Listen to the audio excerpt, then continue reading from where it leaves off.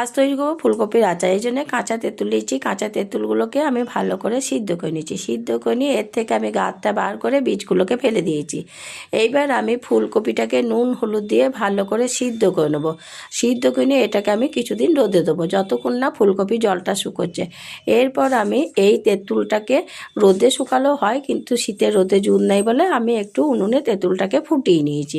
এরপর ফুলকপিগুলো শুকিয়ে গেলে আমি ওই তেঁতুলের সাথে মিশিয়ে দেবো। এরপর এতে আমি ভাজা মশলা মেশাবো।